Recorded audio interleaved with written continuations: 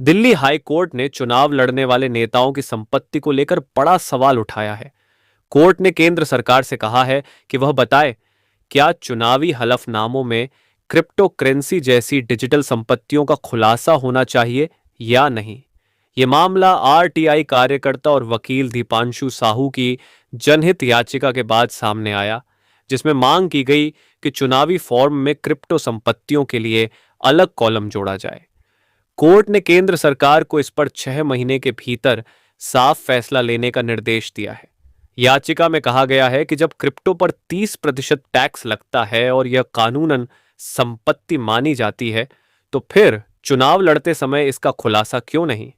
अब देखना होगा कि सरकार पारदर्शिता और मतदाताओं के अधिकार पर क्या निर्णय लेती है। कि इनकम टैक्स एक्ट के तहत जो मिनिस्ट्री ऑफ फाइनेंस है वह 30% टैक्स कलेक्ट कर रहा है क्रिप्टोस पे, प्लस परचेज पे 1% टीडीएस भी ले रहा है।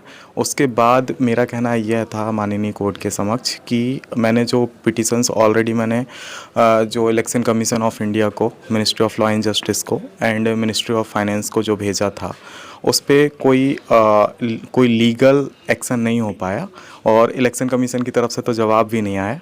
तो उसके बाद मैं दिल्ली हाई कोर्ट की शरण में गया और मैंने वहाँ पे अपील किया कि ये जो क्रिप्टो करेंसीज़ हैं इसका दुरुपयोग चुनावों में हो सकता है, क्योंकि चुनाव के जो डिस्क्लोज़र ऑफ फॉर्म 26 है इलेक्शन कमीशन का, उस पे क्रिप्टो को डिस्क्लोज़ करने के लिए कोई ख़ास कॉलम नहीं है या कोई ऐसी जगह नहीं है कि जिससे कैंडिडेट मजबूर हो कि उसको क्रिप्टो की जानकारी जनता को देनी है।